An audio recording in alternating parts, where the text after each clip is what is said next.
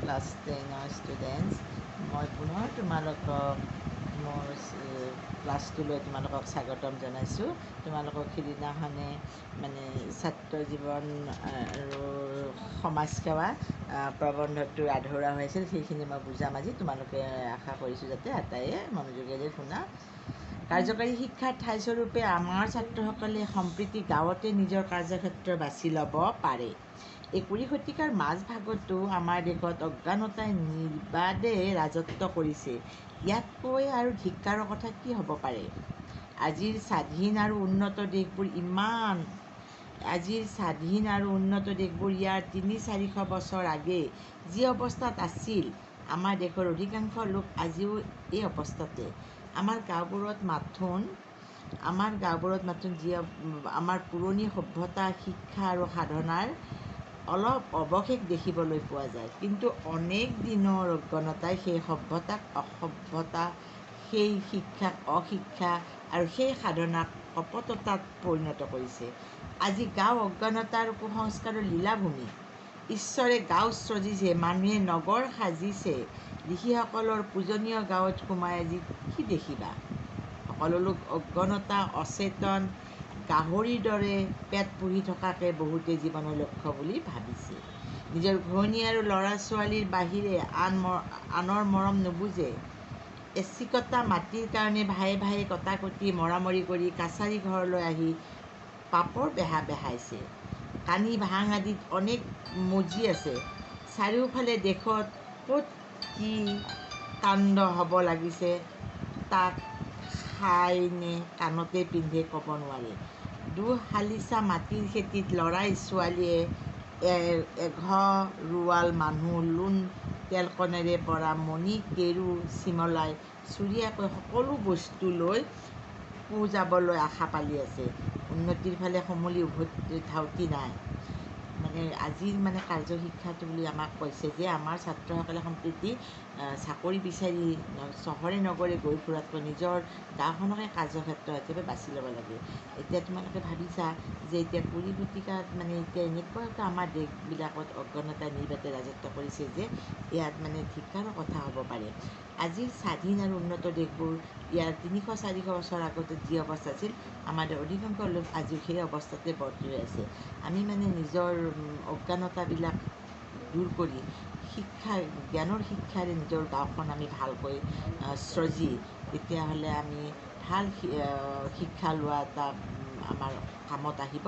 আৰু আমি কামে বনে আমি সকলোফালে আমি নিজৰ গাঁওখনকে ভালকৈ ৰাখি যাতে আমি নিজৰ ঘৰ সংসাৰ পোহপালন দিয়াৰ কাৰণে আমি সক্ষম হ'ব পাৰিম বুলি আমাক লিখকে কৈছে। গতিকে আমি আৰু এই যে গাঁৱত এনেকুৱাকৈ বেবিচাৰ হৈ আছে, সেইবিলাক কুসংস্কাৰ আমি আঁতৰাব লাগিব। গতিকে সকলোৱে আমি অকণমান মাটিৰ কাৰণে ভায়ে ভায়ে কাজিয়া কৰি অফিচে আদালতে কাছাৰীয়ে গৈ আমি যেনেকৈ আমি উকিল মহৰীক পইচা খুৱাব লাগে, সেইবিলাকৰ পৰা আঁতৰি থাকি আমি শান্তিৰে জীৱন অতিবাহিত কৰিবলৈ আমি শিকিব লাগে। উদৰ 7 পুৰুষ মৰিল কেঁচা মাছ খাই, বান্দৰৰ 7 পুৰুষ মৰিল ডাল কোবাই। এই বচন মাতি নিজকে উদ আৰু বান্দৰৰ শাৰীত বহুৱাই ৰাখিছে। কৰচুত কপতে আমাৰ গাঁওবোৰ খুলি খাইছে। গাঁৱত এটি ভাল দেখিলে তাৰ লগতে নিজেও উধাবলৈ চাওক চাৰি কেনেকৈ সেইটোকো নমাই আকৌ তেওঁলোকৰ শাৰীতে থ'ব পাৰিব, তাৰ চিন্তাত ৰাতিও টোপনি নাই। একেডোখৰ মাটিতে সাৰ জাবৰ দি কেনেকৈ তাৰ পৰা সৰহ শস্য উলিয়াব পাৰি, কেনেকৈ গৰু জাতিটোক ভালদৰে পোহপাল দি নিজৰ অৱস্থা অলপ টনকিয়াল কৰিব পাৰি, লোকৰ হাত মুখলৈ নাচাই কেনেকৈ নিজে নিজৰ লাজ নিবাৰণ কৰিবৰ কাৰণে কানিডোখৰ দলিয়াই ল'ব পাৰে, তালৈ মন কাণ নাই। হাই, যি জাতিয়ে লোকৰ হাত মুখলৈ নেচালে নিজৰ ল'ৰা ছোৱালীৰ লাজ নিবাৰণ কৰিব নোৱাৰে, সেই জাতি সভ্যতা সোপানৰ কিমান তল খাব। এতিয়া কৈছে যে আমাৰ উদৰ 7 পুৰুষ মৰিল কেঁচা মঙহ খাই, বান্দৰে 7 পুৰুষ মৰিল ডাল কোবাই। সেই বচন ফাঁকিকে আমি এতিয়াও আওৰাই থাকিলে এতিয়া লাভ নাই। এতিয়া আমাৰ এতিয়া এনেকুৱা হ'ব লাগিছে, আমি সেইবিলাক আমি নিজে গাঁৱত এটি ভাল দেখিলে আমি সকলোৱে উধাবলৈ আমি চেষ্টা কৰিব লাগে। সেই আগৰ নীতি নিয়মবোৰক আমি আওকাণ দি নতুন নীতি নিয়ম চলাই আমি গাঁওবিলাকক আমি জীপাল কৰিব লাগিব। আমি সাৰ গোবৰ দি নিজে কেনেকৈ অধিক শস্য উৎপাদন কৰিব পাৰোঁ, যেনেকৈ আমি কোনোবাই কিবা এটা কৰিছে তাৰ আমি অধিক চিন্তা নকৰি আমিও তেনেকুৱাকৈ কৰিব পাৰোঁ, ভাল কাম কৰিব পাৰোঁ, সেইবিলাক চিন্তা যদি আমি কৰিব পাৰোঁ তেতিয়াহ'লে আমাৰ জাতিটো আমাৰ মান থাকিব, গাঁওখনৰ মান থাকিব, সকলো ফালৰ পৰা আমি টনকিয়াল হ'ব পাৰিম। ছাত্ৰসকলে গাঁৱত সোমাই নিজ ঘৰে ঘৰে গাঁৱে গাঁৱে অশিক্ষিত লোকসকলৰ এই বিষয়ে চকু মুকলি কৰিব লাগিব।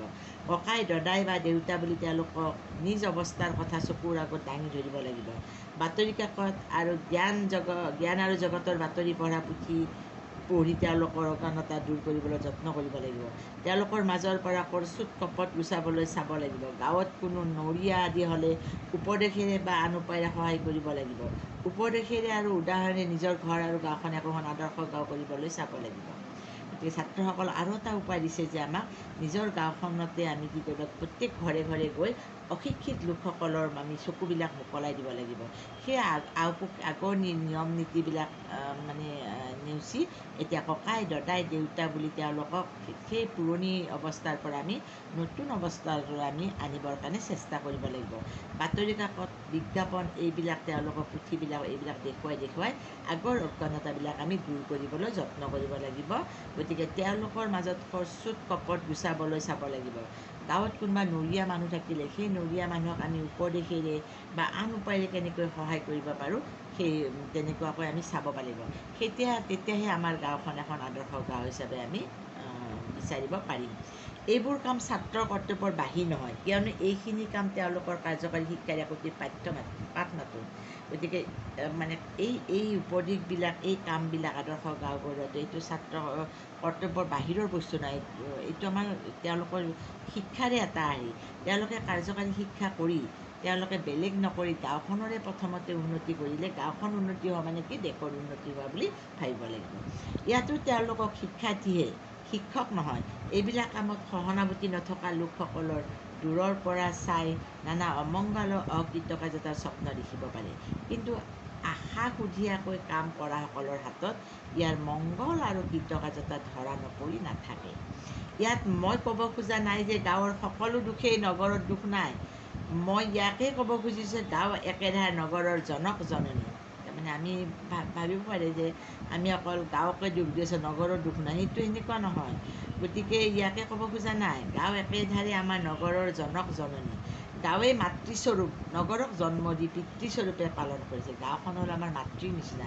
প্ৰত্যেক মানুহে প্ৰথমতে গাঁৱত জন্মগ্ৰহণ কৰে, তাৰপিছত ব্যৱসায় বাণিজ্য সূত্ৰে চাকৰি সূত্ৰে নগৰলৈ আহিব লগা হয়। সেইকাৰণে গাঁওখন হ'ল আমাৰ মাতৃস্বৰূপ আৰু আমাৰ নগৰখন হ'ল পিতৃস্বৰূপ।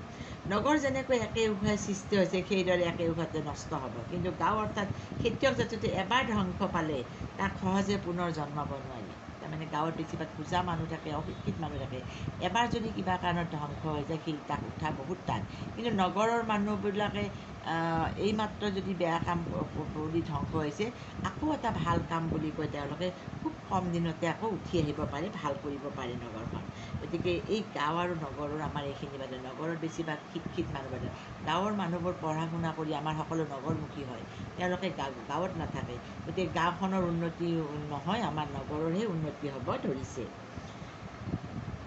গাঁৱত শিক্ষা বিস্তাৰ কৰা গাঁৱলীয়া লোকসকল নিজ সন্মান আৰু দায়িত্বৰ কথা সোঁৱৰাই দিয়ে। পশ্চিমৰ শিক্ষা আৰু সভ্যতাৰ লগত এটি পবিত্ৰ সাম্যভাৱৰ ঢৌ আহিছে। সেই সাম্যভাৱ এতিয়া আমি সকলোৱে প্ৰচাৰ কৰিব লাগিব। খোৱা লোৱা থকা মিলা সকলো বিষয়ে যে গৰু পহুৰ জীৱনতকৈ মানুহৰ জীৱন বহু ওখভাৱে নিয়াব লাগে সেই কথাও দেখুৱাব লাগিব। এনেবোৰেই ছাত্ৰসকলৰ আহৰি সময়ৰ উপযুক্ত বন আৰু কাৰ্যকাৰী দেশ সেৱাৰ শিক্ষা হ'ব। এই সমাজ সেৱা আৰু দেশ সেৱাৰ শিক্ষাই প্ৰকৃত শিক্ষা। এই নৰসেৱাই প্ৰকৃত নাৰায়ণ সেৱা। গতিকে আমাক কবিয়ে কৈছে যে এনেকুৱাকৈ যদি আমি ছাত্ৰসকলক আহৰি সময়ৰ উপযুক্ত বন আৰু কাৰ্যকাৰী শিক্ষা দিব পাৰে গাঁৱত, তেতিয়াহ'লে সমাজ সেৱা আৰু দেশ সেৱা তেওঁলোকে প্ৰকৃত শিক্ষা দিয়া হ'ব গাঁৱত। আৰু এই নৰসেৱা প্ৰকৃত নাৰায়ণ সেৱা। এই যে মানুহৰ যিখিনি সেৱা আগবঢ়াইছে সেইখিনি যেন ভগৱান নাৰায়ণ মানে কি, নাৰায়ণ মানে ভগৱানক সেৱা কৰা যেন হ'ব। তেওঁলোকে মানুহক পূজা কৰাৰ লগে লগে ভগৱান পূজিত হোৱা বুলি বিশ্বাস কৰিব লাগিব। গতিকে মানুহৰ মাজতে ভগৱানে নিবাস কৰে। মানুহক যদি আমি ভাল পথলৈ আনিব পাৰোঁ নিশ্চয় ভগৱানলৈ আমাক মানে আশীৰ্বাদ কৰিব, তেওঁলোকে যেন নিশ্চয় সন্তুষ্টি লাভ কৰিব বুলি আশা কৰিছে। গতিকে লিখক হ'ল ডিম্বেশ্বৰ নেওগ আছিল। তেখেতৰ জন্ম হৈছিল 1899, তেখেতৰ মৃত্যু হৈছিল 1964 চনত। গতিকে তেখেত অসম সাহিত্য সভাৰ বুৰঞ্জী প্ৰণেতা হিচাপে পৰিচিত ডিম্বেশ্বৰ নেওগে একেধাৰে কবি, নিৰ্ভীক, সমালোচক আৰু গৱেষকো আছিল। অসমীয়া বৈষ্ণৱ সাহিত্যৰ এগৰাকী গুণগ্ৰাহী প্ৰবক্তা আৰু সমালোচকো আছিল। লোকসাহিত্যৰ সংগ্ৰাহক তথা আধুনিক যুগৰ অসমীয়া সাহিত্যৰ প্ৰথম লব্ধ প্ৰতিষ্ঠ ব্যাখ্যাকাৰ নেওগৰ জন্ম 1899 খ্ৰীষ্টাব্দত শিৱসাগৰৰ কমাৰদফিয়া গাঁৱত। পিতৃ মাণিক চন্দ্ৰ নেওগ আছিল। শিৱসাগৰত স্কুলীয়া শিক্ষা সমাপ্ত কৰি গুৱাহাটীৰ কটন কলেজৰ পৰা BSc পাছ কৰি চৰকাৰী স্কুলৰ শিক্ষক হয়। পাছলৈ MA আৰু BT পাছ কৰি বিভিন্ন ঠাইত শিক্ষকতা কৰি যোৰহাটৰ পৰা অৱসৰ লয়। কলেজীয়া জীৱনৰ পৰা বাঁহী আলোচনী, প্ৰবন্ধ আৰু কবিতা প্ৰকাশ কৰা নেওগ ডাঙৰীয়াৰ কবিতা পুথিসমূহ হ'ল মালিকা, থুপিতৰা, মালতী, ইন্দ্ৰধনু, মুকুতা, শ্বহীদ, কাৰবালা, থাপনা আদি। আধুনিক অসমীয়া সাহিত্যৰ বুৰঞ্জী, অসমীয়া সাহিত্যৰ বুৰঞ্জীত এভুমুকি, বৈষ্ণৱ ধৰ্মৰ আঁতিগুৰি, বৈষ্ণৱ ধৰ্মৰ ক্ৰমবিস্তাৰ, প্ৰাগ ঐতিহাসিক Assam, growth of the Assamese language আদিকে ধৰি কেইবাখনো সমালোচক গ্ৰন্থ নেওগদেৱে ৰচনা কৰিছিল। আবাহন আলোচনীত প্ৰকাশিত এই প্ৰবন্ধটিৰ মাজেৰে ছাত্ৰ জীৱনত জ্ঞান আহৰণ কৰি নিজৰ লগতে দেশৰ উন্নতি সাধন কৰাই যে শিক্ষাৰ উদ্দেশ্য হ'ব লাগে, তাকে প্ৰকাশ কৰা হৈছে। এতিয়া মোৰ গল্পটো বা প্ৰবন্ধটো ইমানতে শেষ কৰিলোঁ। তোমালোকক মই হোমৱৰ্ক হিচাপে তাৰ প্ৰশ্নাৱলীবিলাক লিখিব দিছোঁ। তোমালোকে আটাই লিখি মোক মানে অনলাইন যোগে মোক দেখুৱাবা, মই তোমালোকক চাই দিম।